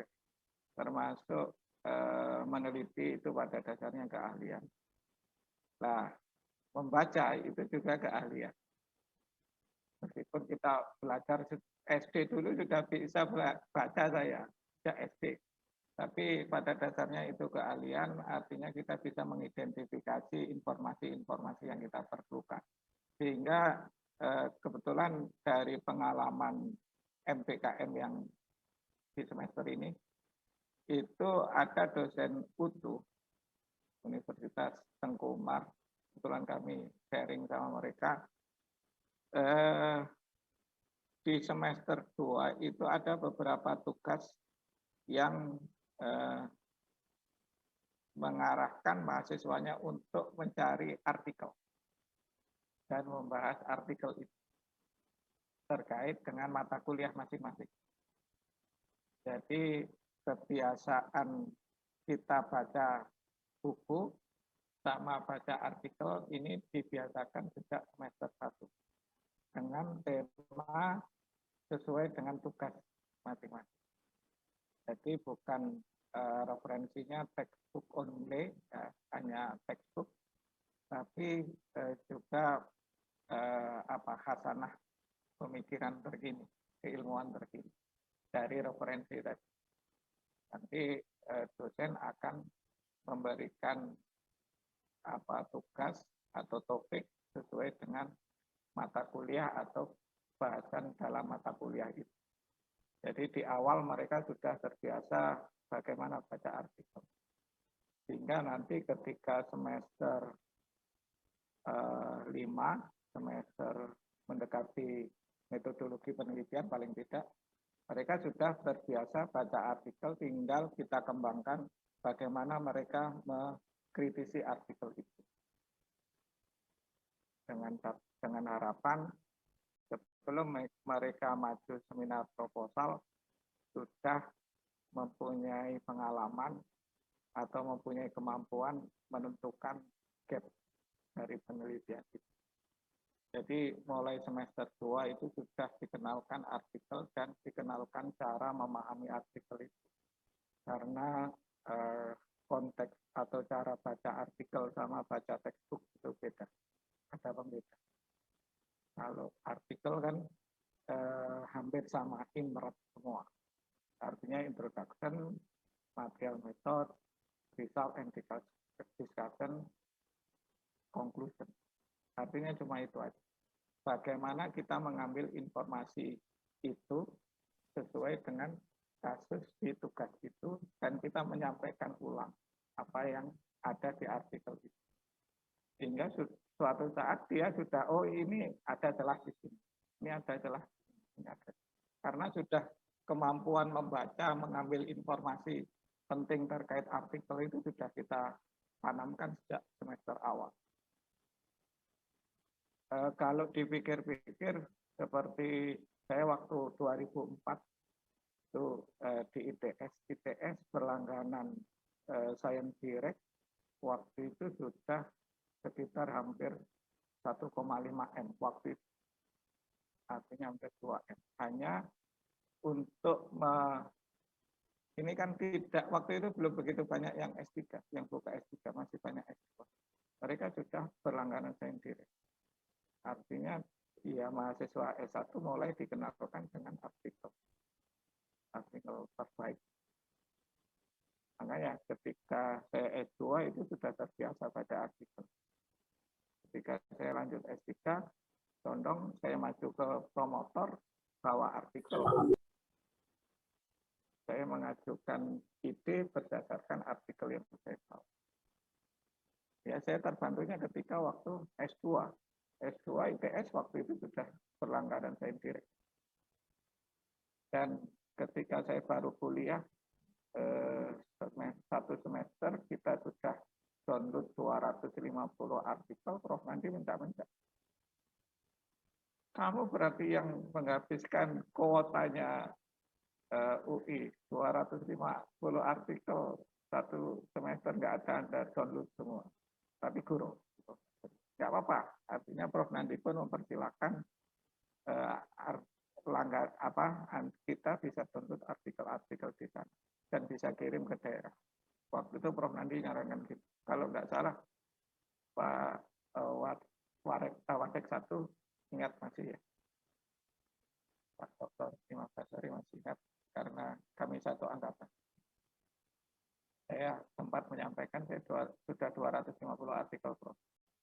Marah-marah Prof. Oke, kira-kira banyak sekali. Ya, tapi dari situ saya lebih mudah mengajukan proposal untuk kualifikasi. Kira-kira tadi Pak Budi. Oke, terima kasih Pak Akam. Nanti kami tinggal nagih kepada Pak WD1 ini untuk dibelikan jurnal ini. Ya.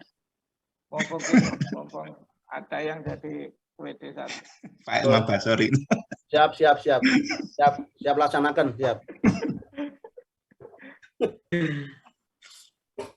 Oke, baik Pak Catur, Pak Hakam. Ada mahasiswa lagi, salah satu mahasiswa atau dua, silahkan yang menanyakan tentang penulisan karya ilmiah. Mumpung topiknya menarik.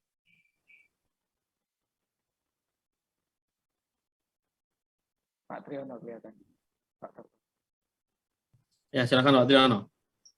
Siap, sudah cukup jelas Pak. Mantap lah pokoknya. Gimana kabar Pak Tri? Terima kasih.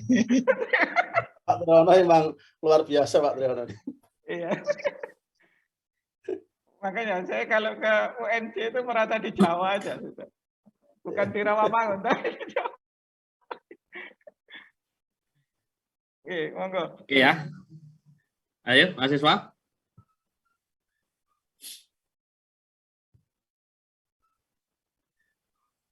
Atau melalui chat juga boleh kalau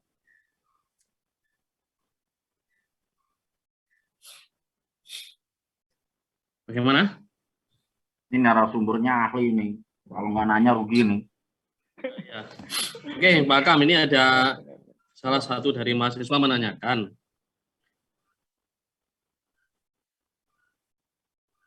Bagaimana caranya jurnal kita ini dapat terindeks Scopus, tips-tips dan triknya supaya penelitian ataupun skripsi yang mahasiswa sekarang lakukan itu dapat digunakan sebagai bahan untuk membuat jurnal yang bereputasi baik. Kira-kira seperti itu Pak. Tipnya dan triknya Pak. Silakan Pak Agam. Ini maksudnya artikel yang dipublish di jurnal, ngerti nggih? Iya Pak Dokter. Ya, ya. Kita supaya datanya itu qualified dapat dipublish di jurnal. Oke. Pada dasarnya kita harus bisa membuat critical review dengan baik, sehingga kita bisa men-state novelty. Artinya apa? Ketika kita belajar atau membuat critical review tadi, kita kan mengetahui gap atau mengetahui kekurangan mana yang belum dibahas oleh artikel sebelumnya. Nah, dari situ kita tetapkan itu sebagai judul atau bukan judul ya, tema skripsi kita. Tema skripsi kita. Nah, kita sudah bisa menyatakan skripsi saya ini belum banyak yang ngerjain. Nah, dari situ kan kita sudah tahu apa saja yang akan kita kerjakan ketika kita menyatakan penelitian saya dalam bidang fire gitu ya, atau ergonomi. Maka urut-urutan penelitian atau pekerjaan yang akan kita lakukan, kita bisa mengambil atau merujuk beberapa penelitian orang lain. Contohnya kalau ergonomi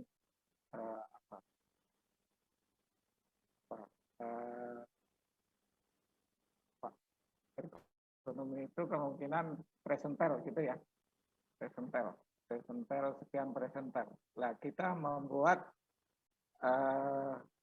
fasi, metode fasi untuk menentukan biasnya presental tadi.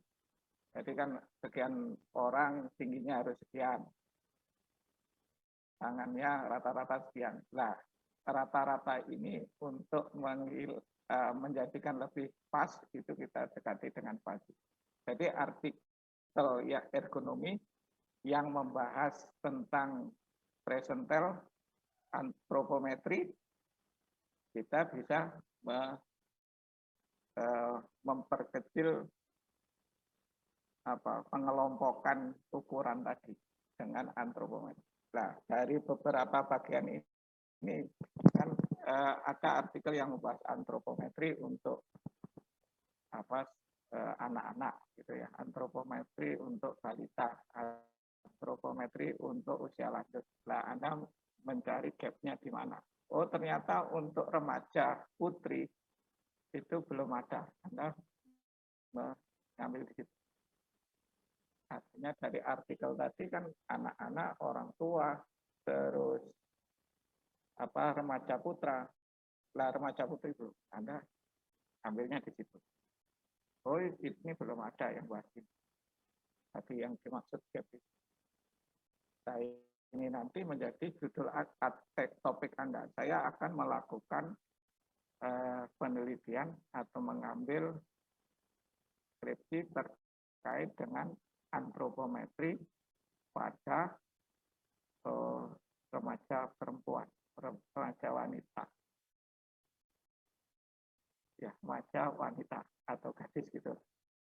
Nah, dengan pendekatan Fuzzy. Fuzzy ini sudah diterapkan untuk perancangan meja belajar, perancangan sepeda, perancangan perancangan tas. Anda membuat ini untuk perancangan baju contohnya. Kenapa kok kita membuat perancangan baju? Kalau ini dipakai untuk produksi massal, kan harus kita tetapkan. Sehingga ukuran baju itu benar-benar nyaman. Pada dasarnya Anda bisa menentukan gap penelitian yang akan Anda atau skripsi yang akan Anda ambil. Peluang ini nanti menjadi novelty pada artikel itu cukup besar.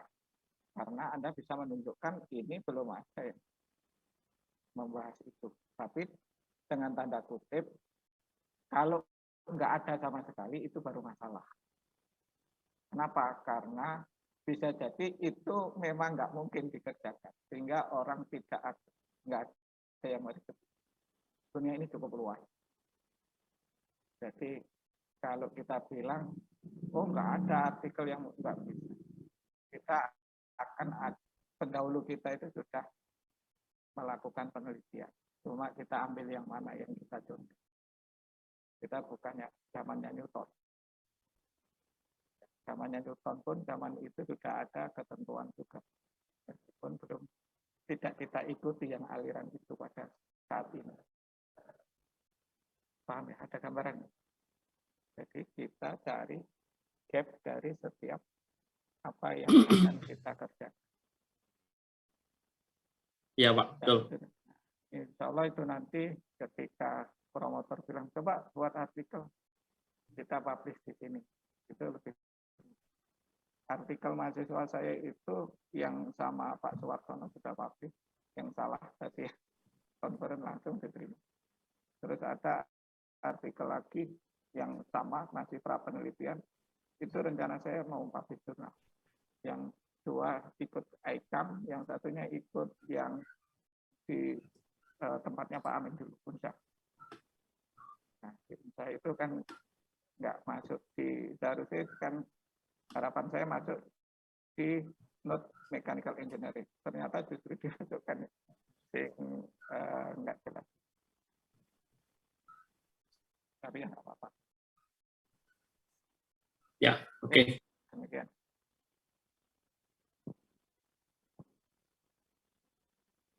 Ada yang lain?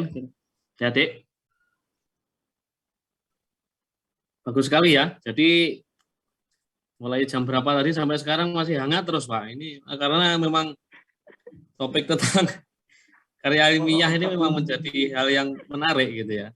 Mau nggak mau bagi peneliti, mahasiswa dan dosen itu menjadi satu-satunya topik yang dikejar gitu kan? Iya. Dikejar terus hingga Karena saat ini. Untuk beberapa tahun yang lalu ya, itu keterlibatan mahasiswa cukup besar pada dasarnya. Makanya ketika saya bilang saya ingin membuat tim seperti Prof. Nadi, dan Prof. Nadi langsung menjawab nggak bisa. Kenapa kok nggak bisa, Prof? Di tempatmu ada S3, nggak ada, Prof. Di tempatmu ada S2, nggak ada, Prof. Lah, gimana kamu bisa buat seperti saya? Nggak ada S2, nggak ada S3. Padahal tadi punyaan Stefani lolos di ATI, diterbitkan di ATI. Itu data yang ngambil Stefani. Stefani itu S1. Yang buat tulisan Pak Amin. Dengan tanda kutip ya. Artinya sebelumnya sudah ditulis oleh Rizky, Pak Amin tinggal memperbaiki. Lolos di ATI. Itu artinya TA-nya Stefani. Kalau saya ingin membuat tim, otomatis saya harus turun ke S2. S2-nya saya sendiri, S3-nya saya sendiri. Profesornya belum ada. Makanya kalau Pak Dr. Himawan punya DATE, tadi sudah seyogyanya langsung profesor. Dan gitu. Gimana Pak Dokter? Pak, ngomong ada Pak Warek, Pak Warek satu. Ya, baik Pak Hakam. Baik, kalau memang tidak ada yang ditanyakan, mungkin sesi pertama dengan Pak Dr. Hakam Muzaki kita cukupkan, kita beri aplaus ke Pak Hakam Muzaki karena pencerahannya hari ini sangat membantu bagi dosen maupun mahasiswa yang saat ini hadir, gitu ya. Terus yang kedua, Pak Hakam Muzaki, kalau hari ini mungkin ada pertanyaan yang tidak tersampaikan, nanti boleh menanyakan lanjut ke Pak Hakam ya. Silakan. Ya, terima kasih banyak Pak Hakam Muzaki. Kita beri aplaus kepada Pak Hakam Muzaki. Baik. Nanti saya mau japri Pak, masih banyak mau saya tanyakan sebenarnya ini. Oh, japri aja nanti. Monggo, mau ada satu, monggo. Ya, makasih Pak Hakam ya. Siap. Ya, baik. Spesimen kita masih belum jelas itu Pak Wadek satu. Siap. Langsung nyambung nanti dengan penelitiannya ya Pak Hakam ya. Iya, oke. Ya, nanti kalau ada yang belum jelas bisa diselesaikan secara jantan nanti Pak. Siapa? Ya, betul sekali itu. Baik, mungkin itu untuk sesi pertama. Memang pembahasan yang sesi pertama ini ditaruh yang pertama karena memang sangat menarik gitu ya. Nah, ini saya yakin saya yakin pada pertemuan berikutnya jika kita membahas ini lagi juga menarik lagi karena ini memang pertemuan yang pembahasan yang menarik tentang karya ilmiah dan penulisan jurnal ini. Oke. Baik, mungkin itu saja. Terima kasih kepada Pak Hakam. Kalau memang ada waktu boleh tetap bergabung, kalaupun ada kekurangan lain boleh sambil dijalankan, nggak apa-apa. Untuk yang kedua ini, saya sendiri yang akan memberikan pencerahan kepada mahasiswa, namun tidak terkait dengan isi dari karya ilmiah maupun jurnal yang sudah dibahas dan sudah banyak tanya jawab tadi. Kalau yang sekarang ini saya menitik beratkan pada teknik penulisan sitasi, ya, karena mohon maaf, saya sementara live dulu boleh. Karena ya, baik ya. Terima kasih Pak Hakam. Pak Wadek ya, itu baik. nanti bisa chatting lagi lah. Mau manggung di tempat lain Pak Hakam ya? Oke, monggo. Mau manggung di tempat yang lain kayaknya nih. Mantap, Pak. Terima kasih. Siap. Terima kasih Pak Hakam. Terima kasih. Ya, baik. Ya. Oke.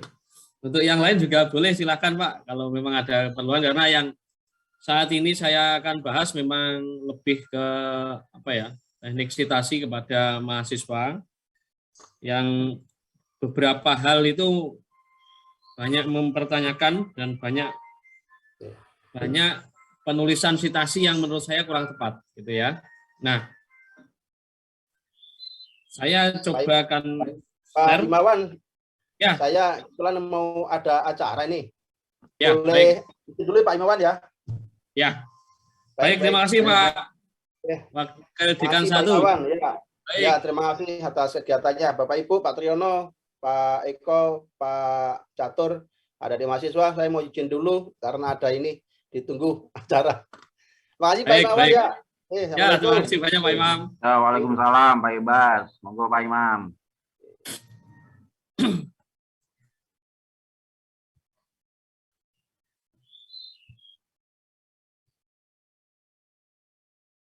Oke, baik. Mungkin PPT saya sudah terlihat, MC? Iya Pak, sudah. Ya, Silakan ya Pak ya. Terima kasih Pak. Ya, baik. Ya. Untuk yang kali ini saya tidak membahas tentang isinya tadi, karena isinya tadi memang sangat menarik ya. Nah, yang saya perlu tekankan itu, yang sudah dipaparkan oleh Pak Hakam tadi, itu adalah novelty, keterbaruan. Terus berikutnya cara penyampaian. Kalau kita punya novelty yang bagus, punya keterbaruan, cara penyampaian itu menjadi nomor 2 karena bisa jadi cara penyampaian kita salah, akhirnya tidak diterima di tulisan kita. Tulisan kita tidak diterima oleh orang lain, apalagi dipublikasikan. Nah, ada hal lain ketika novelty-nya kurang bagus, tapi penyampaiannya baik, bisa jadi diterima juga, meskipun nanti ada catatan supaya melanjutkan topik bahasan yang sedang dibahas. Kira-kira seperti itu. Nah, itu menjadi hal yang sangat dominan ketika kita mau menyampaikan hasil karya ilmiah kita ke orang lain, yaitu dalam bentuk publikasi. Nah, mengenai hal yang lain, tidak hanya publikasi ya, cara penulisan di karya ilmiah termasuk skripsi, itu kadang-kala mahasiswa juga melupakan hal-hal teknis. Nah, pada kesempatan kali ini, saya kemarin sudah memberikan software yang mungkin pada salah satu mahasiswa, nanti ada, saya sudah memberikan, namun tidak tahu apakah sudah diinstal ke semua peserta atau belum. Kalau yang belum, boleh langsung menanyakan kepada panitia supaya mendapatkan software itu, karena software itu gratis juga. Kalau yang saya punya itu meskipun tahun 2010 ya, tapi masih bisa digunakan hingga saat ini. Memang saya nggak update karena ternyata saya pernah update, isinya sama gitu. Akhirnya saya menggunakan software yang lama. Kira-kira seperti itu. Dan kebetulan ada license-nya. Oke. Software yang saya gunakan itu adalah software EndNote yang memang di beberapa penelitian tidak menggunakan software itu, boleh menggunakan software lain, yaitu Mendeley misalkan. Itu bagus juga. Tapi karena saya tidak jarang menggunakan Mendeley, yang saya gunakan selalu EndNote, maka saya sangat familiar dengan software ini. Gitu ya. Oke. Oke. Untuk isinya, nanti yang saya paparkan itu tentang MS Word dulu, yang seperti yang sudah dibocorkan oleh Pak Catur tadi. Jadi pada penulisan skripsinya adik-adik nanti MS Word-nya itu bisa kita explore, tidak harus manual gitu ya, bisa kita manfaatkan secara baik. Terus instalasi EndNote, kalau ada yang belum menginstal nanti ada waktu, silahkan adik-adik install EndNote-nya. Kalau belum, minta ke panitia, bisa digunakan chatroom ini untuk upload EndNote-nya, license-nya, nanti biar yang lain juga bisa mendownload dan install. Kemudian yang ketiga itu tentang eksplorasi penggunaan